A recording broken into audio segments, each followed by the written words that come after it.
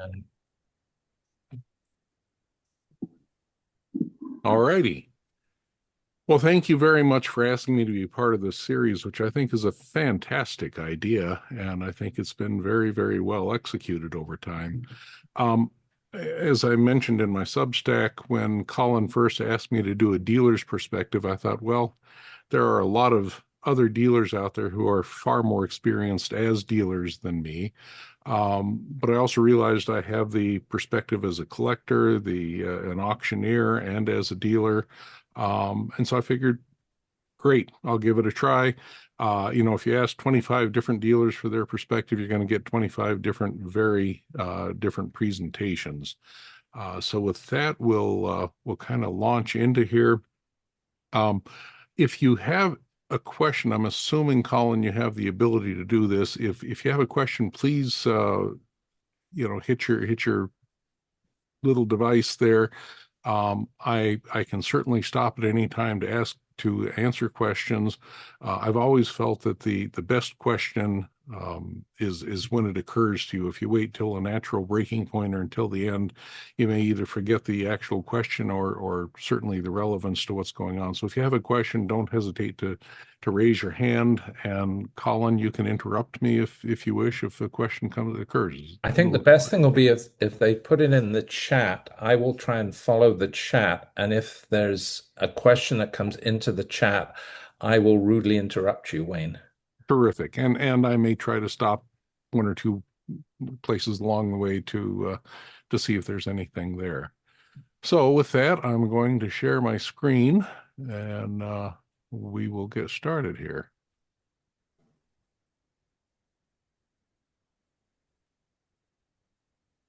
Okay, is screen is now up, Colin? Yep, absolutely. Okay, fantastic. Okay, so this is the hopefully lucky 13th, as you mentioned, the Milk-Apex Postal History Series, the cost of history, one dealer's perspective. And I have illustrations here, and I'll kind of describe the covers as we go along. But as you can see, the cover that's shown here on this page is a free frank from Henry Clay. This would be one of his earliest. He served at various times and had the free franking privilege off and on from 1806 on through 1852, I believe. And this would have been one of his earliest free franks. The folded letter, when opened out, bears a watermark of 1804.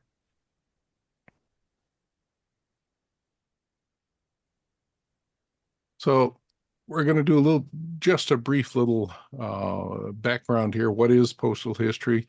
As defined for more than 100 years within our hobby, postal history was considered strictly rates, routes, and the growth of our postal system. In modern years, and I say this is the last 40 years or so, that tent has grown considerably, and most collectors, dealers, and others will refer to most any covers as a part of postal history. But postal history can include scarce stamps or markings. Even if a rate or route is common, a scarce stamp or marking can enhance the value tremendously. Any kind of unusual use, contents have become increasingly important, particularly as, with the advent of the internet, and now that we can, quote, research most anything, the content of letters has become increasingly important, not only to philatelists, but beyond. And we've seen some exodus of items that were previously considered philatelic out into the general marketplace simply because of the value of the contents. And then, of course, overall appeal. Its attractiveness or topical appeal can contribute greatly to the value. The item on this page is a tiny cover. It's got a U.S. Numbered. Actually, it's a 25, not a 26, from Janesville, Wisconsin. The EKU for that stamp is September 14th, 1857. This is September 22nd, barely a week after its earliest known use. And of course, the stamp itself is a fairly scarce stamp. Those covers frequently in the $200 range. So starting out, postal history from a collector's perspective. Every cover tells a story. Most collectors love the history, beauty, and overall appeal of covers. Personal goals. This would include, collections that are built around geographical postal history, often hometown postal history, and we'll get to that more in a bit. Various types of markings, topically, and for any other reason that occurs only to a collector, which includes it simply amuses me. A study. Collectors are increasingly enjoying researching their covers, learning more about aspects and what makes them special.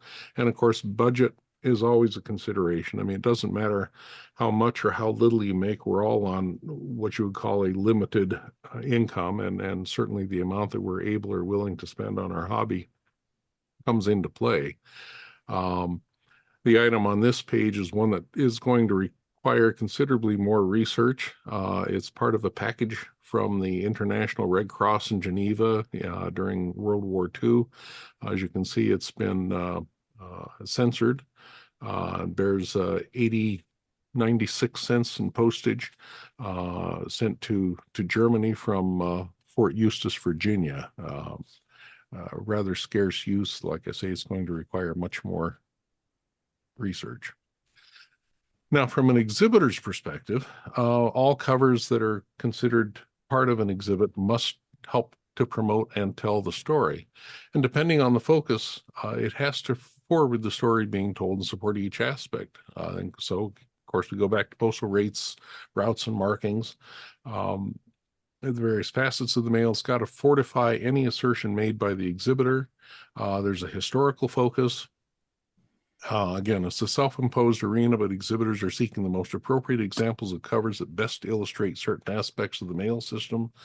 And of course, that's a patient and evidence-led pursuit. Again, with this specific area, exhibitors look for the most appropriate examples of covers that serve to illustrate various points. And of course, this all leads to significant study. Again, we're seeing more and more study of postal history as we go. The item on this page is a return receipt for a registered article. In this case, it's bearing a 4-cent coil of the Liberty or the Prexy series. Normal on cover value for a coil, 4-cent coil, is $5. Now, for a use like this, like I say, it's extremely scarce. Not even listed by Scott. It's probably in the couple $100 range or so. Again, common stamps, uncommon usages make for extreme value in some cases. Now, getting down to the dealer's perspective, and again, a lot of these perspectives intersect, but even though dealers appreciate all the things about postal history as collectors and exhibitors, focus has to be different because it's part of our livelihood. And so as much as we may enjoy covers and postal history, we also can't get too attached because we've got to move them on to new owners. So the first and biggest consideration is cash value. So with every item we obtain, there's a hard look at cost, potential profit, and how long it may take an item to sell. Obviously, I may be fond of an item, but I don't necessarily want it in my stock for 10 years. Inventory care, and this is a big one. When purchased, when dealers purchase postal history, it may be an individual item, it may be a box lot, it may be a huge lot from an auction, but these items come to us in every form of condition. And so it's our responsibility to keep these items safe, stored well, and given proper stewardship until they find their new home. Of course, we've got to watch market trends. So we're constantly looking at what collectors and exhibitors are looking for. This is not only a part of making sure that our livelihood continues, but we're trying to help people. If you're building a significant collection or exhibit of something, any dealer who's worth his salt wants to help you.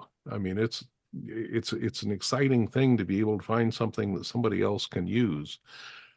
Business style is it every dealer must choose his or her means. Is it better to deal strictly in better covers and postal history, everything from $50 up to several $1,000s a piece, or dollar boxes, or a mix of individually researched and priced things, or versus box lots.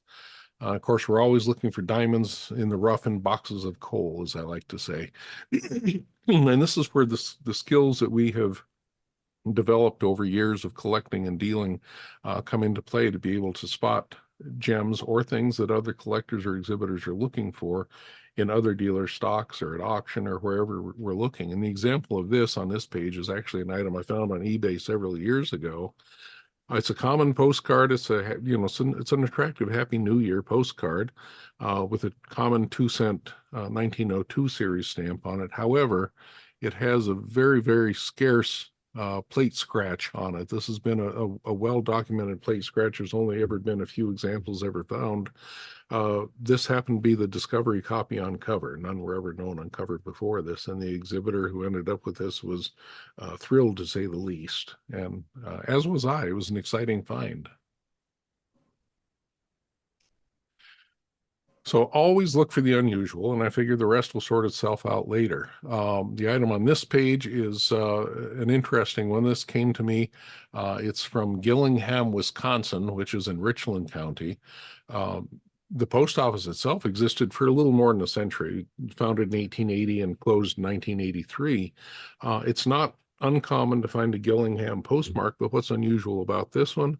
Well, we've got a manuscript marking and then a hand stamped date on it. And so trying to figure out what was going on, fortunately, there's a lightly penciled note on the back and it simply says, "Post office burnt down, thus this cancel." And so, obviously with no device available, the postmaster chose to use a manuscript marking. I still have not been able to document exactly when that post office burned, but it's an interesting piece.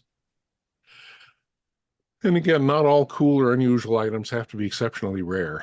This is a neat postal card, or can be considered a pioneer postal card from 1878 from Eagle, Wisconsin. Eagle was a post office in Waukesha County and still exists. It was founded in 1852. And you can see a nice blue cancel here. It's not the best strike in the world, but it's clear. But on the reverse side, the illustrated advertising for a 4th of July celebration of American independence in 1878. You've got this great eagle illustration. It talks about Bach's unequal brass and string band in Milwaukee. There's all kinds of areas of topical appeal here, as well as simply the strict postal history for someone who's going for that. Colin, are there any comments or questions yet? Nope, not yet. Okay. Now, again, always looking for the uncommon and the unusual. It doesn't have to be a scarce stamp. In this case, the 5-cent circus stamp is obviously from 1966, is a very, very common stamp. But finding, if you're going to form an exhibit of this or a specialized collection, you need the really unusual stuff. So the example here from St. Louis in 1967 is from the St. Louis Carnival Supply Company. And this company decided, and there was no copyright on the stamp design, so it decided to borrow the stamp image and create its own corner card. And then, of course, it was, as long as the stamps were still current, it was the perfect use to use it on all of its commercial mail. And then using the same stamp, here's a strip of 5 paying the 25-cent international airmail rate, in this case to Sierra Leone, Africa, which is probably one of the most unusual destinations you could come up with for something like this. However, by the same token, even a scarce stamp may have little demand when it comes in an unrecognized form. And no doubt your eye has been tracked to the really hideous example down in the lower right corner. But 583, US 583 is a Perf 10 rotary press booklet pane, and it's a really rather scarce item. Now, the first day cover shown up in the upper right corner, there's fewer than a dozen of those known. They sell for about $1,500 a piece. But even a used booklet pane by itself, if you can find one, and I've only seen one or two ever, catalogs for $150. But how about if that booklet pane has been broken up and used entirely on a cover? These are both examples here. The left-hand one and the really ratty right-hand one contain an entire booklet pane of that scarce booklet. Are they rare? Absolutely. Are they valuable? You make the call. It's completely subjective and a little bit odd. Other items that show up, this would obviously be identified as a philatelically inspired cover, probably. This is an 1893 cover, registered from Cleveland, July 27th, 1893. You might notice the sender was George Worthington. If you've ever heard of the Worthington Stamp Club, one of the main clubs in the Cleveland area, he was part of the Worthington family.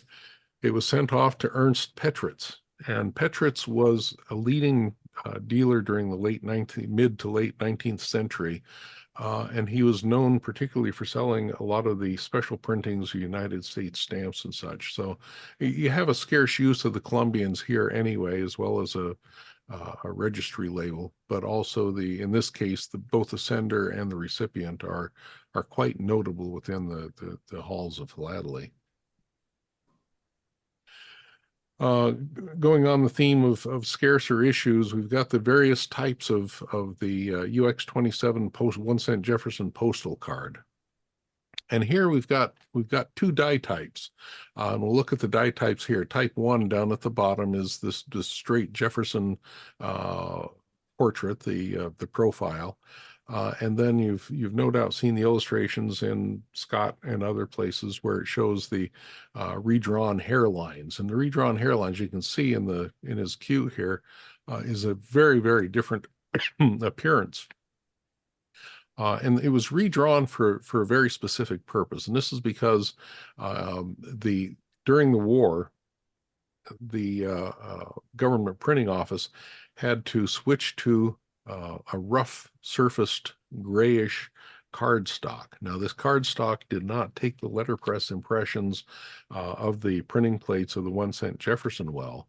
And as you can see down here, this is on this one, it's a rather muddy looking image.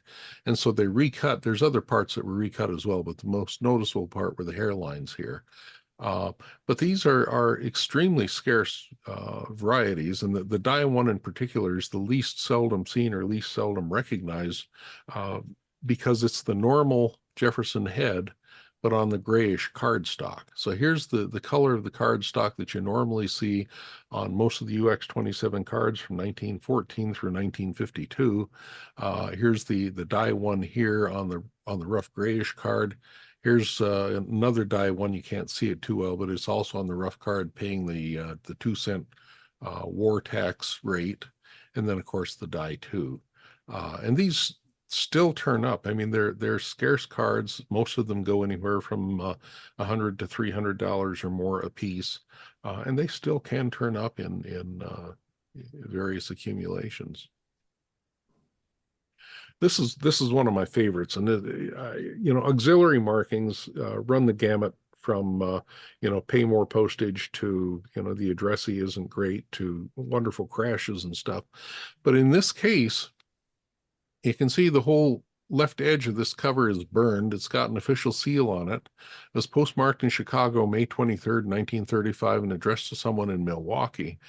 And you can see the label that was attached by the postmaster says baggage man dispatched pouch too close to the cars. It was carried through to Milwaukee on the wheel of the dining car and burned. And then dated May 23rd, same date, W.J. Corey, postmaster. And you can also see a hand notation by someone, pouch carried through on wheel of dining car. One of the more unusual, I can't call it a crash cover, but very odd piece. But then there's many items out there that are truly rare and not really recognized. Now, what you might see, you see here the 3 different tagging varieties of the 1992 29 cent rooster of the Chinese New Year series. The reason for this, without going into the long explanation, is that at that time, the Postal Service was beginning to switch over to pre-phosphored papers, and this means paper that had the phosphorescent tagging applied before the stamp design was printed. And early on, when they'd run tests, they called what they had called a worst case scenario. And this is maximum coverage, how much was still a good signal for the stamp to give up if there was too much printing on it. And so we ended up with, this is the original version with just the pre-phosphored paper, and you can see the image is very, very dark on it. They decided that wasn't a strong enough signal being given off to trigger equipment, so they added another station on the printing press to simply add a block of tagging over the top of everything after it was printed. And this covers everything. You can see, the rooster's neck here and such has this slight haze to it. And then later on in the press run, they included that extra block onto the stamp, but after the offset colors were printed, but before the line engraving was printed, so all the lines stand out strong. This is the most common version. This is the one that you'll encounter in discount postage boxes and most commercial mail that you find. This one is less common. It has a slight premium in Scott, but it's not huge. And again, the covers are tough to find, but not impossible. But this bottom one, these are truly rare, and you can almost compare these to the Perf 12 John Paul Jones stamp in terms of quantity out there. There are fewer than 1,000 stamps known to exist to this. Even though Scott has a catalog value of $125 per stamps, they sell usually in the $200 range and up when they're found, and that's very seldom. And there are only 3 or 4 covers known, and this is an example of one of them here. And what do you price that at? Uh, One of the things to keep in mind is, although most every dealer can have a lot of general knowledge, I mean, we have to be able to look at a cover collection or accumulation and come up with some kind of value, not only to pay for it, but to be able to price things out. So we'll have a lot of general knowledge, but again, no individual dealer can ever hope to have as much knowledge about specific areas as collector or exhibitor specialists in areas. And as a result of that, you should be able to find the occasional steal in a dealer's stock. And this isn't a bad thing. A dealer has their stock priced up. Again, it's their livelihood, it's their profession.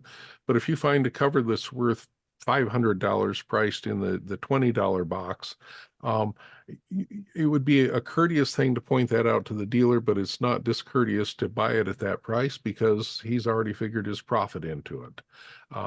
It is your knowledge and your experience that's worth something in this case. And there's always gems in disguise. Now, this is another Wisconsin item. Rare items don't always have flashing lights and eye-stopping features. This cover here, it's an 1880 cover. You can barely read the date here. It's from Junction City, Wisconsin, and that's in Portage County. Um, you wouldn't necessarily pick it out as anything unusual, but this post office was established in 1874 as just simply Junction. The word city was not added to the name. The name was officially changed in 1925. So how long it was Junction City was never part of the official name early on. And this is the only cover I've ever seen with the full name of Junction City, but yet it was in somebody's quarter box. Now, specialized knowledge is always helpful. Now, again, no one would look at this cover and put it in a dollar box. It's a gorgeous overall advertising cover, both front and back, from a fur company in Chicago. In this case, showing a cowboy lassoing a fox or a wolf or something here with the name Schubert. That's the fur company being spelled out by the lasso. It's a great item. But once you take a little closer look at it, you can see that it's an imperforate stamp with the Shermack Type 3 private perforations on it, which makes it a Scott number 483. It's already scarce on cover, but then once you research it a little further, November 13th, or November 3rd, rather, 1917, was the second day of the 3-cent war rate for the first class. It went from 2 cents to 3 cents during World War I, and is also a single day later than the earliest known use of the stamp. So that changes the math on this cover considerably from both a dealer and a collector standpoint. Other items, and again, uses can make all the difference in the world. These are two uses of the 11-cent Liberty Series stamp. This one from 1964, this one from, I believe, 1963. Now, just a use of a post on a postcard overseas, in this case to England, according to Scott, it's a $5 postcard. But the use of aerograms was beginning to phase out at that time, and using one of these stamps as a single franking on a private aerogram is a much tougher item. This is actually, Scott prices it at $50, but this is the first one of these I've ever seen. So again, always keep in mind the uses of stamps, and single frankings to pay an exact rate are always going to stand you in good stead. Quick quiz here, and we'll stop for a moment here. Which cover would you rather have?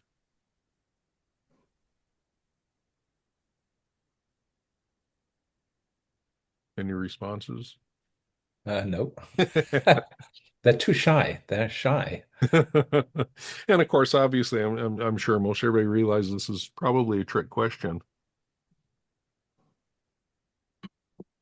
We have on the left here a rather nice Zeppelin card from the 1930 South American flight.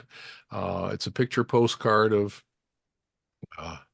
von Zeppelin there, and then you've got the 65-cent Zeppelin stamp C13 franking it, but it's a picture postal card, which means that the German postage was printed right on the card. It's a very unusual use of that, although it didn't pay any postage for this. Somebody just simply used it because it was available. And actually, the 5-cent stamp was probably not necessary either. But the big deal here is you've got the 65-cent Zeppelin stamp on it, and it's a couple of $100 item anyway. However, the cover below here, and it's just a small cover with a manuscript X marking on it, and even the number 11 on it isn't perfect. But that cancels from Bashford, Wisconsin, in Lafayette County. That post office was open only for a little bit more than a year, from March 11th, 1856 to June 5th, 1857. And according to the Hellbach guide, Bashford is of a rarity level 8, which means it's truly rare, and, quote, postmarks from a few of these offices may never be found. Usually, and I don't know if you're familiar with Hellbach's rating system, there's a series of catalogs that cover the entire United States. And the rarity ratings go from 1 to 9, with 1 being common and 9 being either unknown, unfindable, or museum quality. And so this is a level 8. Now, we get down to pricing. How about pricing? And it should be no secret that valuing covers from a dealer's perspective, there's no science to it. Every cover is different. You've got to take into consideration the franking, the condition, any number, all the skills that you use to read a cover have to be taken into consideration for also pricing it.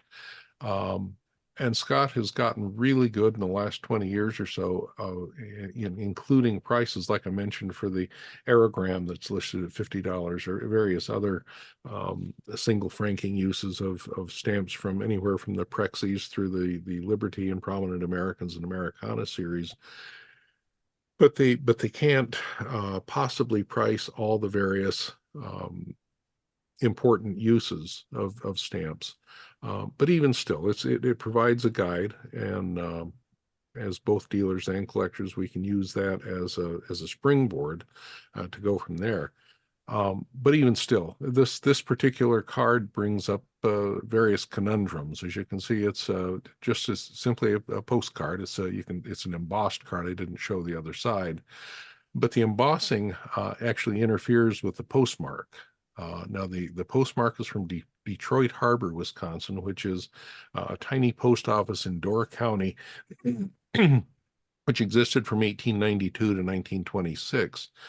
In this case, it's not the postmark that's particularly significant, although it is a tough postmark. This is one of the bluish paper Washington Franklin stamps, which is a scarce stamp no matter how you slice it. Now, the catalog value for this stamp on any card or cover is $260, give or take, plus usually. So in this case, does a scarce postmark from Detroit Harbor increase or decrease the value of the stamp and the use? The stamp itself is poorly centered, but it's still a scarce use on a scarce card from a scarce postcard. Um, that's going to be pretty much between whoever the buyer and the seller is to determine what the real value is. Now, coming into home stretch here, at least for the slides, this is some of the larger fireworks. Pomeroy's Letter Express existed only for a few months in 1844 in Philadelphia. And all covers from Pomeroy's are rare, ranging usually anywhere from the $750 to $10,000 plus range.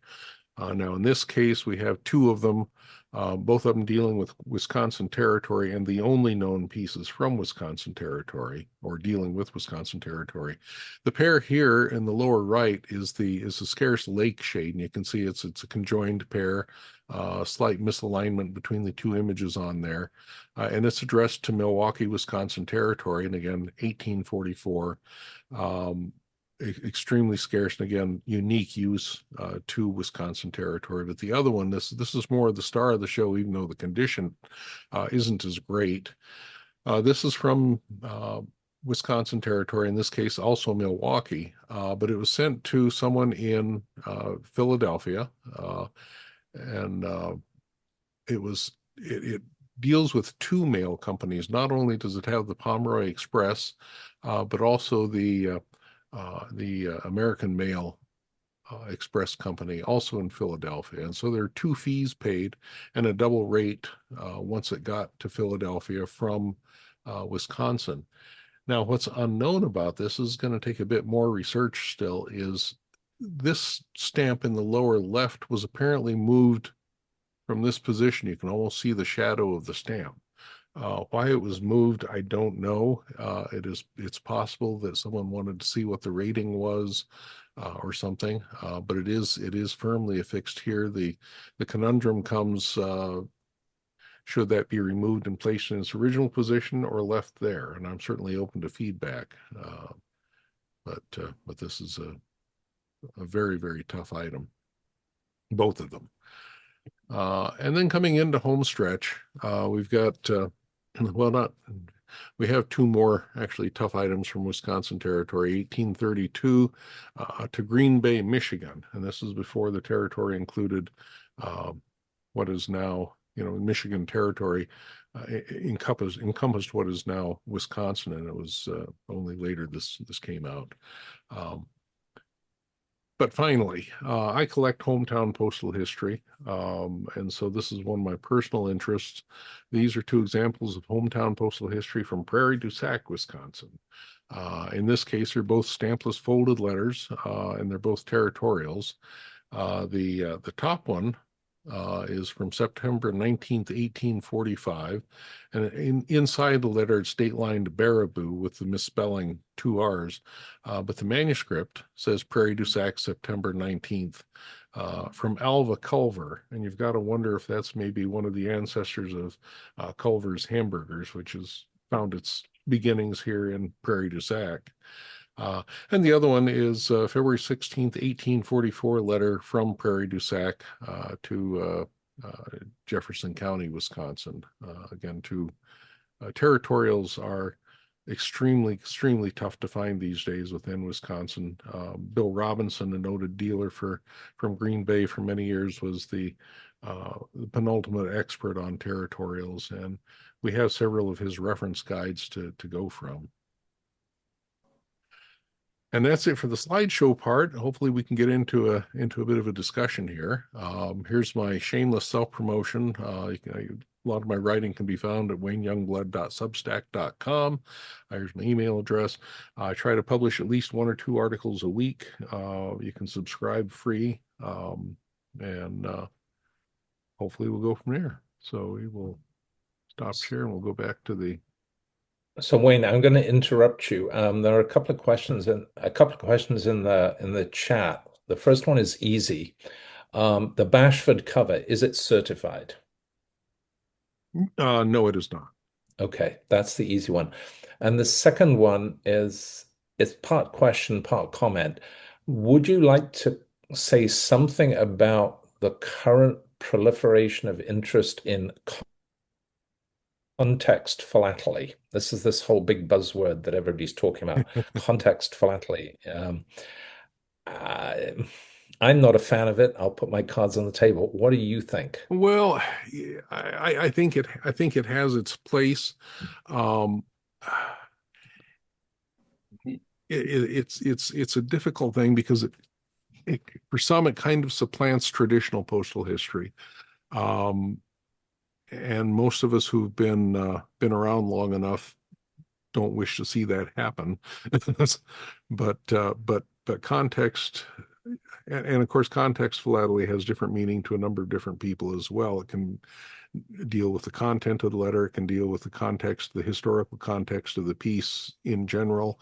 Um, we are seeing philatelic items leave the philatelic arena, for other areas, and that's not necessarily a bad thing as long as it doesn't deal with some of the um, historical or philatelic cornerstones of some of the specialties within our hobby.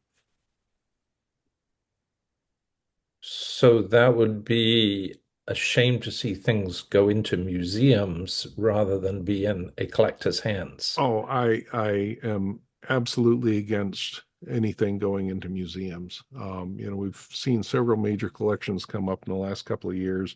In each case, well, not in a couple of cases, the owners were considering donating them to a museum. And that's, having come from a museum background myself, that's just wrong on so many levels. Many museums, first of all, maybe Smithsonian and a couple of others excluded, many museums don't even know how to properly care for paper documents and covers and such. But secondarily, even if they do, most of them go into the archives and they're never seen again. They're not easy to display. They're not of interest to the general public. Um, Researchers don't know how to access them, and they just vanish from the world. We have some very, very significant Wisconsin territorials that sit in the Wisconsin Historical Society. We know what they are because there was a list published because Bill Robinson and a couple of others went in and published it many years ago. But I'm not sure anybody knows how to access those pieces at this point. And of course, the other part of it is there has been a huge stream over the years of people going into archives and museums and historical societies and stealing material, and then it comes back out on the market as stolen material. And that puts dealers in an awkward position because if they believe it's been stolen or know it's been stolen, do they handle it? Do they avoid it? Well, What should a and dealer do? yeah, well, and any self-respecting dealer, if he or she is approached with material that there's any suspect of being stolen or otherwise unpure, um, will not handle it until it can be proven otherwise. However, there are dealers with low ethics. They'll move it on. It's like the black market in artwork or anything else. Um, but yeah, it's a tough area, and on the other hand, the problem that some of us face, those of us who write frequently, and I think probably Trish Kaufman has found this more frequently than anyone else, um, is you write about a piece, and of course my writings, Trisha's writings, anybody else's writings are primarily limited to the philatelic arena, but sometimes other people see these writings as well. And what has happened to Trish in several occasions is, and she writes primarily, if you don't know Trish Coppin, she writes primarily about Civil War era material, Confederates in particular. Um, descendants of people who were either the senders or recipients of some of these covers will suddenly contact her and say, "Hey, that belongs to my family." Well, no, this was thrown out by your family 130 years ago. But nonetheless, she's had to face some very strong claims against her. People who felt that these items now rightfully belong to them, probably because they're valuable. Right, right. Money corrupts. Ah, indeed. So, do we have any other questions or comments for Wayne? He's touched on a lot of different ideas. We actually have one more question that's just come up in the chat. I also see Dan Knowles has his hand up too. Okay, well, why don't you talk to Dan first, and then we'll come back to the question from Jane in the chat. Dan, do you want to ask? Well, as you all know, people who collect postal history come from a lot of different vantage points. Some collect states, some collect cities, some collect towns, some collect rates, different years.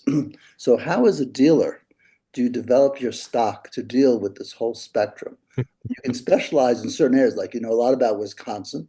You can focus on that, but you never know who's going to come up to you at a stamp show and ask for something. How do you develop your stock that you can turn over in a reasonable period of time and find customers for? How do you go about it? Oh, that's a very excellent and very complex question, Dan. Sorry. um, yeah, no, it's good. Um, and again, every dealer is going to be a little bit different, but my own approach is, well, all of us to some extent are opportunistic. I mean, if I suddenly find um, a nice lot of covers that has some scarce material in somebody's auction or even in another dealer stock, I'll pick it up because I think I know people who may be interested in it. Um, most dealers have at least a few customers or clients who are looking for specific items. So we keep a short list of things that we're specifically looking for individual collectors or exhibitors. Um, and then there's like you say, the random collector comes up and says, do you have a number 583 booklet paint on cover? Well, I just happen to have a first day cover right here. um, so often you can't it's hard to foresee what you're going to need at any given time, and so building your stock by nature is somewhat opportunistic, with a bit of foresight, I guess is the best way to say it. And even still, I at any given show I maybe have you know less than a quarter of my cover stock available, and so somebody suddenly says, "Well, um, do you have a trailer stamp on license?" Well, that's in the box I left at home. And how many times have you gone to a dealer and says, "I don't have it with me"? And unfortunately, it seems like anytime we leave something at home, that's exactly what's going to get requested at the next show. Um, So Wayne, Lee Hogg has a question or a comment, and then we'll come back. We've got one from Dale, and then we'll come back to Jane's question. So, Thank you. Yeah, thank you. And the reason I put in the question about the Bashford cover is, will you take consignments of items that you admit that you don't know everything of everything, and that's understandable. We take consignment of a higher priced item, subject to getting a certificate for it. And would you pay as a dealer, would you pay for the certificate, or would the customer pay for the certificate to ensure it's certified? Today, with the technology that APS has and the Vincent Green Foundation in Canada has, I'm in Waterloo, Ontario. Uh, the identifying items is paramount to collecting. And if you're going to spend $1,000 for something, I would recommend that most people get a certified item.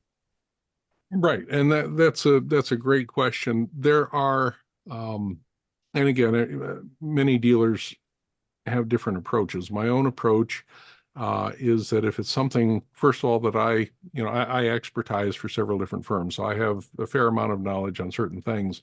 If it's something that I'm absolutely 100% sure is good, um, I can and sometimes will offer it without a cert. My offerings always go with the absolute guarantee that if I sell it to you, you send it in for a cert and it comes back bad, I'll not only refund your money, I'll pay for the bad cert. If it's something that I am absolutely certain is genuine, the price that I'm asking is typically uh, irregardless of the cert. I mean, the cert at that point becomes your responsibility, unless, of course, it's bad. If I get a cert for it first, and I certainly do that with a lot of things, particularly related to Washington Franklin's, because they're in many cases they're unsellable without the cert. That the cost of that cert then has to be factored into the cost of the item. And so, sometimes weighing out the benefits of selling it without a cert for something that I'm absolutely, will guarantee versus having to add that extra few $100s for a rare item onto something with a cert. And sometimes it comes down to customer confidence too. I've had a couple of people, where it's a very scarce item, and they ask if it's certed, and I said no, but I absolutely guarantee it. Well, they're still uncomfortable with it. Um, if they will put a deposit down, I'll send it in for a cert myself, and then we'll deal with the fees later on. So it's a balance and a bit of a dance. But if any dealer who sells something without a cert, in my opinion, must absolutely be willing to take it back for a full refund and pay the price of a cert if it comes back bad. I would agree with that. And that leads me to a second item briefly, provenance. If you're buying an expensive item, there's probably a provenance to it. And I think it's essential for collectors to retain the provenance of expensive items. You buy a lot at an auction or at a stamp club meeting, you know, provenance doesn't mean a thing. But if you're buying an item that's expensive, where did you get it? Whether it's from a dealer or from name sale or whatever, Yeah. I think provenance is important, and I think that should be kept as part of the package that could be resold later on. I'm in the process of reducing my holdings over a period of time, hopefully, and anything that has some provenance, I've made notes of.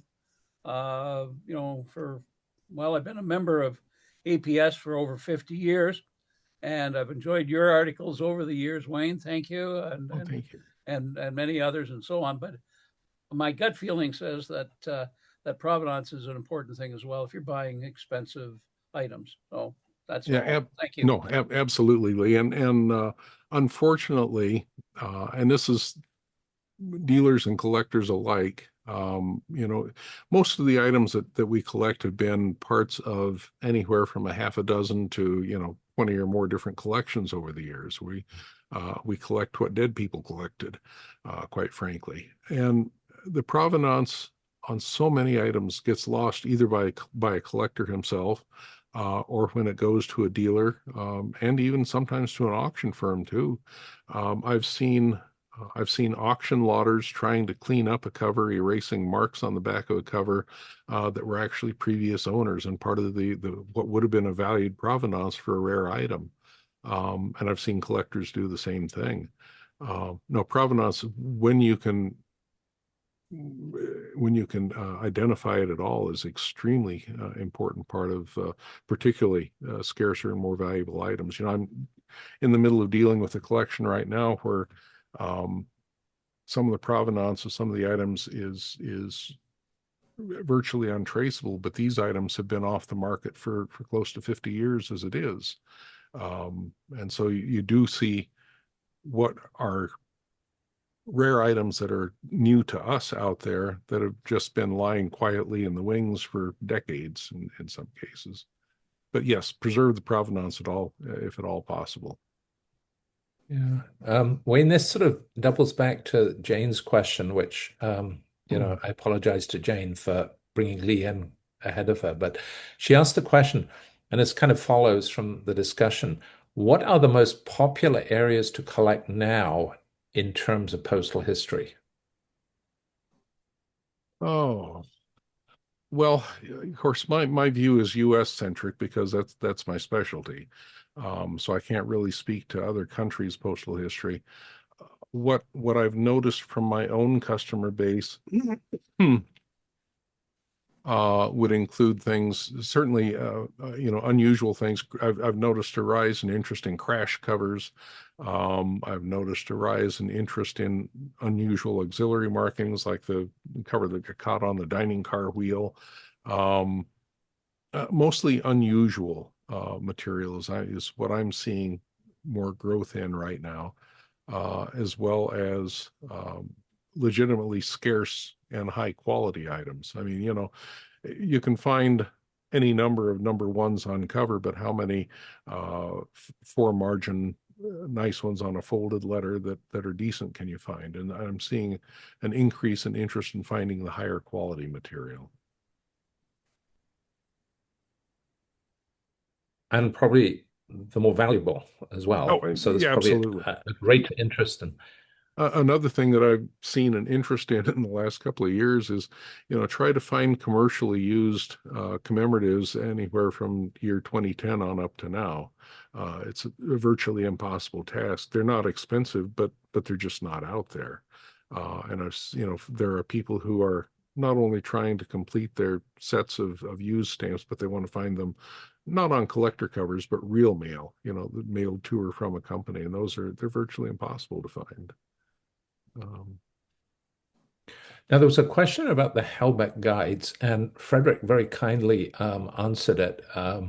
Dale originally had the question, can you discuss the Hellback guide more? What is it, and where can you find it? Frederick kindly added that they can be found on eBay. Just search for Hellback and see them in the $30 to $50 each.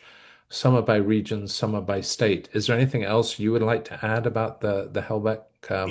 yeah, the Hellbach guides are, I mean, they're an invaluable resource for United States postal history.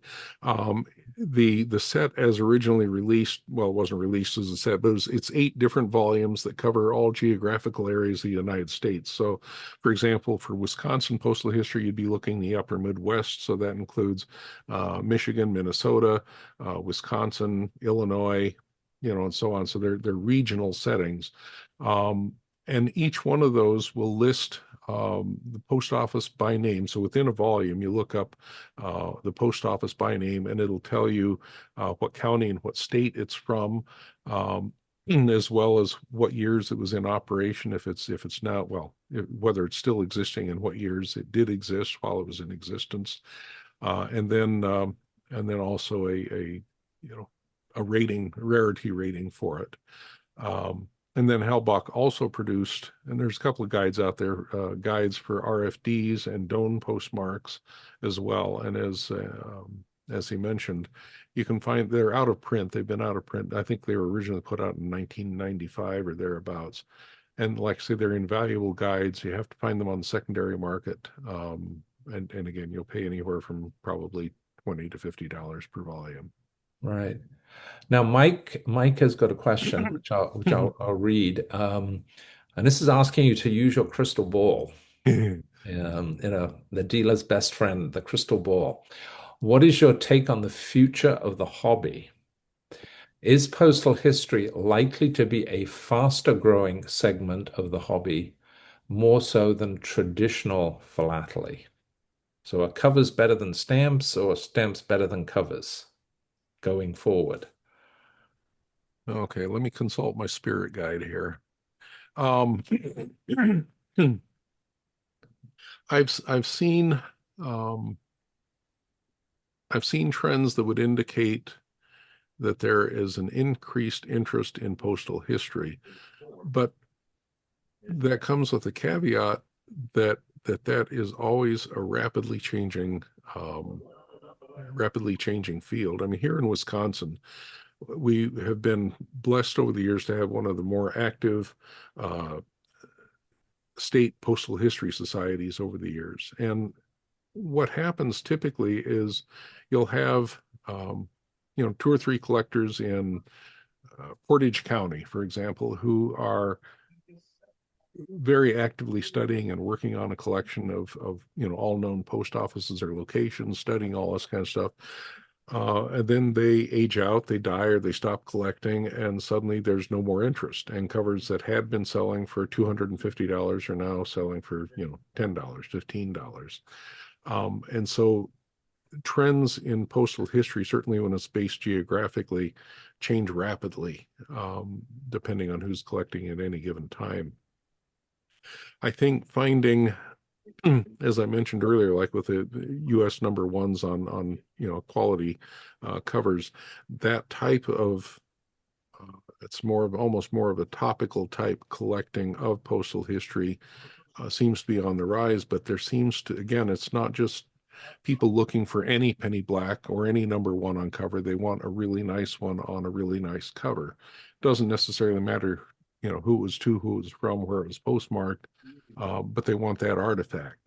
And I see more of a growth in that than I do in specialized postal history, as many of us would pursue.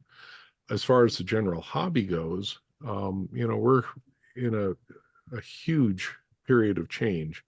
I'm fairly active on social media, and there are groups of collectors there that I deal with who have never belonged to the APS. They've never belonged to a stamp club.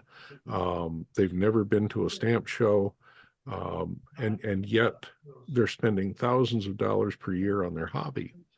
And some of these people are knowledgeable. Some of them are, I would call, true students. I mean, they have picked up the literature where they could find it. They're self-taught, but nonetheless, they have learned a lot about it. And then there are a lot of people out there who are spending the money who don't know what they're buying, and they're getting fleeced. And if we can find a way to reach some of those people and educate them, that can help. But I see that as the most rapidly growing area of the hobby. The entire online hobby life is huge. Dwarfs, I think it really does dwarf our traditional stamp clubs, stamp shows, and such. But a lot of these people really don't know what they're getting into. They're deeply interested, and some of them have very deep pockets, but they need some education. But now, Wayne, what you're saying about the social side, and for want of a better term, the hobby, that I think also kind of pervades school PTAs, membership of bridge clubs. I think more and more people are avoiding the social side. I mean, do you agree with that, or do you think that's a minority view? Well, no, I generally agree with that. I mean, the other part of it that kind of complicates matters anyway is um, even before the advent of the internet and the ability to actively engage with your hobby without actually engaging with other people. Um, a lot of us collectors are introverts by nature, and so interacting with other people never necessarily came naturally. And so when there's a reason that you don't have to necessarily, it isn't that you're antisocial, it's just that you're shy or an introvert, uh, then it's easy to not take part in a stamp club or a stamp show or someplace where you're actually interacting on a personal level, if Okay. that makes sense. No, it does. So there are a couple of comments actually thanking you and complimenting you, Wayne. So just in fairness, let me share those with you, that there are a number of comments, positive comments. Um, the question is, does anybody else have any comments or questions for Wayne before we start to wind down for the evening? Marianne, you've been very quiet. Yes, very quiet. Wayne has set the record for the number of Wisconsin-related items in his pre. I counted 14. Well, he has a slight advantage, Marianne. He has a very slight, well, actually, he has several slight advantages. But no, it's you've maintained the tradition, Wayne, And our next speaker is actually going to be John Hotchner, who's talking about disasters, postal larceny, and the law of unintended consequences. To what extent any of that happens in Wisconsin, I don't know, but maybe John will have a Wisconsin item to share that's either larceny or a disaster or an unintended consequence. Um, so, Marianne, did you want to say anything about Milkopex before we close? Well, I just hope that people will think about coming to Wisconsin if they don't live in the area, and remind them that we are having a first day ceremony for the squirrels and chipmunks in the snow. That will be on Friday, September 25th. And it's not too late to have a one-page non-competitive exhibit posted on our website. Okay. Okay, that is true. We're still accepting one-page exhibits, which Jim Everton is mounting on the website, and where we will actually print out a color copy of each of the pages, and they will be mounted in frames at the show. Um, Marianne, did you want to share the sad news about Bob Mather, which is, the one piece of bad news about Milkopex? Yes, Bob Mather, who had been instrumental to Milkopex, passed away on July 15th at the age of 93. He served the hobby well. He was a firm believer that if the hobby was good for you, you should give back to the hobby, and he practiced that. He was the treasurer for Milkopex for many years. Additionally, he was also the dealer bourse chairman, and this was the first year without him. We do have somebody that took his place, but he will be greatly missed. There's a question about will Hotchner's talk be online, and the answer is yes. Yeah, and it will be the same link that each of you used this evening. We actually are using the same link for all of the talks for ease of simplicity. So if you keep a copy of the link, and you'll be able to use that for John's talk in 2 weeks on the 10th of August. And then the other talk that will take place on the 24th of August, we're actually going to have John Hotchner again. John is one of the three judges at the show this year, the other two judges being Ken Martin and Andrew. My mind's gone blank. My mind's gone completely blank. It's gone out of my head. Kelly. Kelly? Andrew Kelly from Colorado. So we're actually going to, it's another new idea. We hope it will be a success, but it's an opportunity for potential exhibitors, either at Mulcapex this year or people who are contemplating exhibiting in the future. It will be a chance for them to talk to the judges. The judges are going to share a little bit of an insight to the different judging criteria, how they apply the criteria, a little bit of background about themselves, what they collect, where they're from, and hopefully how they got into this aspect of judging other people's stamps. And there'll also be an opportunity for people to ask questions. So for those of you who are either an exhibitor, but you have questions about exhibiting, or you're a potential exhibitor, the talk on the 24th will be an opportunity for you to talk live with three real-time experienced judges, and they will be open to questions and no holes barred. So, prepare your questions, prepare your difficult questions for the three of them. And we look forward to that. And hopefully, if it's a success, it's something that we will probably repeat for future Mulcapexes. And maybe some of the other shows will also take up the opportunity of letting people talk to the judges ahead of time. So just to repeat, Hotchner's talk on the 10th of August will be online. It'll be on Zoom, the way this evening is, and you use the same link that you used this evening. And if you miss it, you can see it on the Milkopex website shortly thereafter. Right. All of the talks that we've had in the whole series have all been recorded, and Jim Meverden has done a great job of getting them up and onto the website. So if there are any that you've missed or any that you want to hear again, go to the milkapex.org website and you'll find the recordings there for all of the talks so far, and they'll be there for the future talks as well.